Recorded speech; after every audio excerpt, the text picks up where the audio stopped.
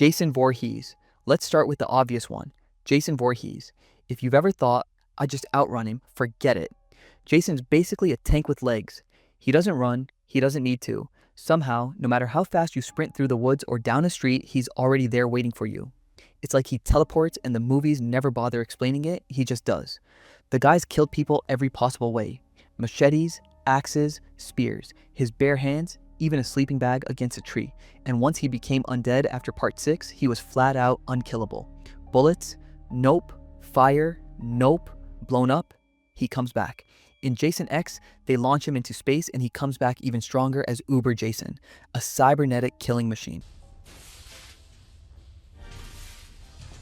Your best strategy would be to stay away from Camp Crystal Lake entirely, but let's be honest, Jason has killed people in New York, on a cruise ship, in space, and everywhere in between.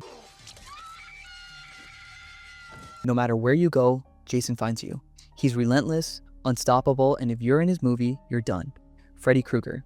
You can't fight Freddy because you can't even stay awake forever. Freddy kills you in your dreams, and it doesn't matter how tough or clever you are. Everyone has to sleep eventually. The second your eyelids close, he's there. And unlike Jason, who's more straightforward with brute force, Freddy enjoys it. He toys with you, uses your fears against you, and turns your dreams into torture chambers. He's turned victims into puppets with their veins, transformed into monstrous versions of people they loved, and dragged kids into televisions. Freddy doesn't just kill you, he humiliates you.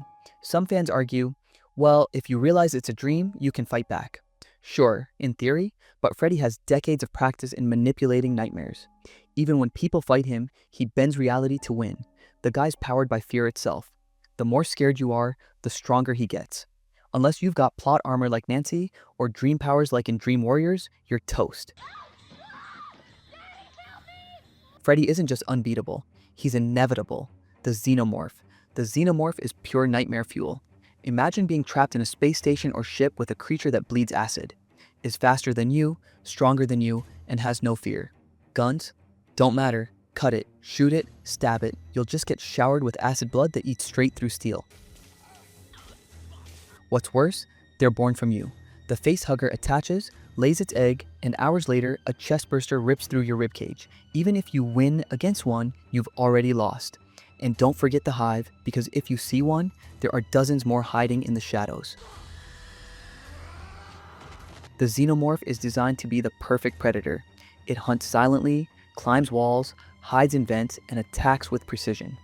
Even the military with advanced weapons struggles against them. For a regular person, forget it.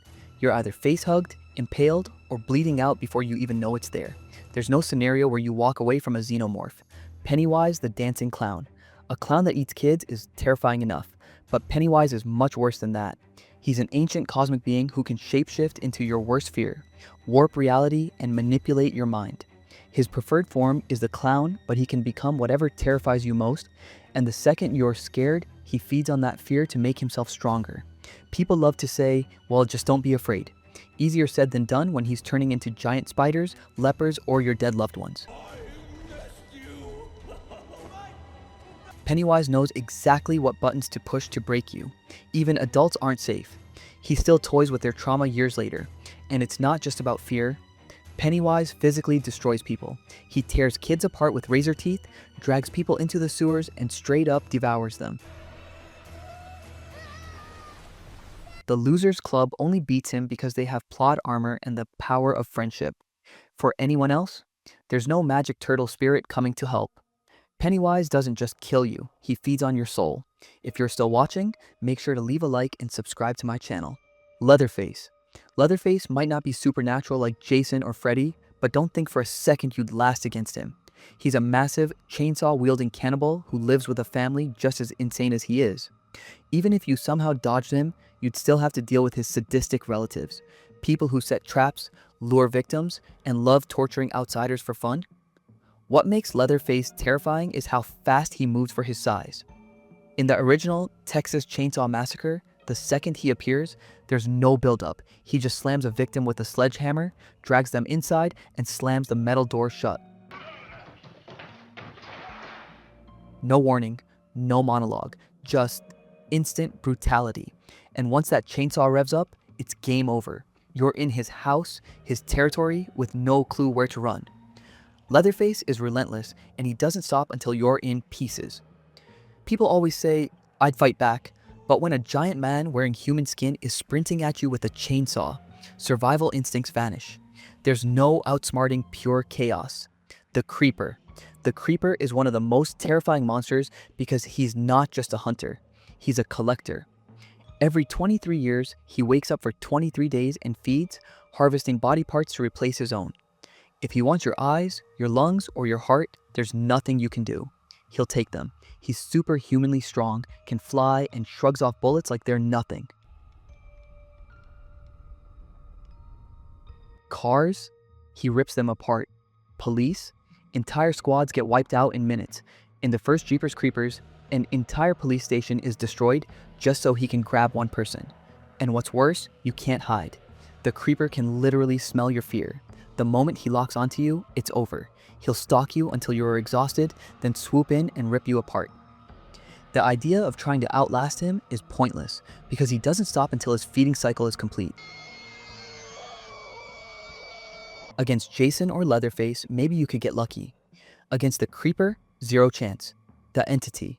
The Entity from It Follows might look simple at first, but it's one of the scariest monsters ever because you cannot get rid of it. Once it's attached to you, it follows you endlessly. It doesn't run, it doesn't get distracted, it just walks slowly, always toward you. And no matter how far you run, eventually it's catching up.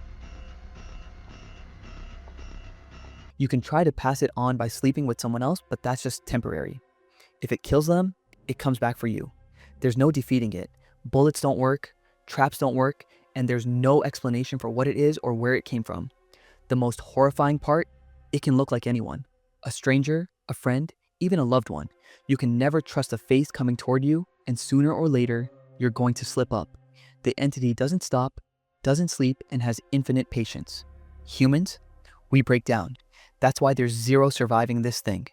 Eventually, it always wins. Samara Morgan. Samara doesn't care how tough you are. She's not something you can fight. Watch the cursed videotape and you're marked. You have 7 days before she crawls out of your TV and kills you. It doesn't matter if you barricade yourself in a bunker, fly across the world, or try to smash your TV, she'll find you. What makes her unbeatable is that there's no negotiation, no loophole. You don't escape Samara by running faster or shooting straighter. She's a curse, an unstoppable timer that counts down no matter what. When your 7 days are up, you're gone. The image of her crawling out of the screen, water dripping everywhere, her hair covering her face, it's burned into horror history.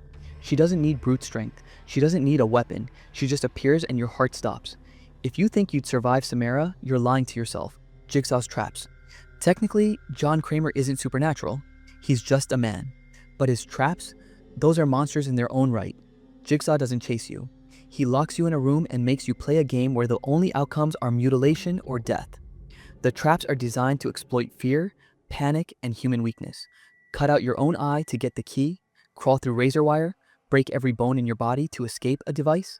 Most people freeze, hesitate, or collapse under the pressure. That's why so many die. Even when survivors beat the traps, they're usually scarred for life. Physically, emotionally, mentally destroyed. Fuck you! First. The brilliance and horror of Jigsaw is that he doesn't have to be in the room. He sets the stage and human nature does the rest. Unless you've got inhuman willpower and pain tolerance, you're not surviving a Jigsaw trap. And even if you do, odds are you won't want to live with what's left of you. Kayako Saeki.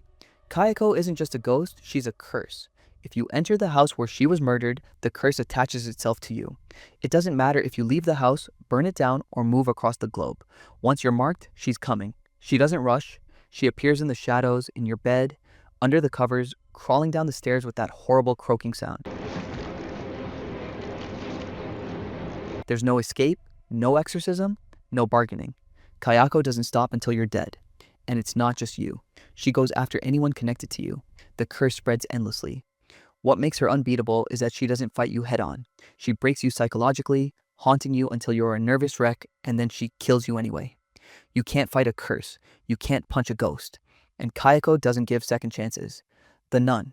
The Conjuring universe has plenty of demons, but Valak, The nun is the one you're not escaping. She's a high-ranking demon who toys with her victims by appearing as a twisted, evil nun, turning places of safety, like churches, into pure terror. Valak doesn't just haunt. She manipulates reality. Doors slam, shadows move, crosses flip upside down, and suddenly you're in a nightmare where nothing makes sense. She feeds on fear, and the more terrified you get, the more powerful she becomes. You can try to pray, but unless you're a literal nun with a sacred relic and plot armor, you're finished. Valak is a demon. She's eternal. You can't run, you can't hide, and you can't outsmart her. Once she's chosen you, it's just a countdown until you're another soul claimed. Michael Myers. Michael Myers is the definition of unstoppable. He doesn't talk, doesn't reason, doesn't stop. He's not driven by revenge or hunger, he just kills because that's what he does. From the second he picks up the mask and knife, he's a force of nature. What makes Michael scarier than Jason is how normal he looks at first. A guy in coveralls, walking slowly. No supernatural theatrics. But he always gets to you. Shoot him 6 times, he gets back up. Burn him alive, he comes back. Trap him, stab him, bury him, nothing keeps Michael down. He's pure evil in human form. And like Jason, he doesn't need to run. You'll get tired, you'll slip, you'll panic. Michael won't, he'll just keep walking until he finds you. Against Michael Myers, the best you can hope for is buying a little time. Beating him, surviving him, forget it. If you enjoyed this video, make sure to leave a like and subscribe to my channel.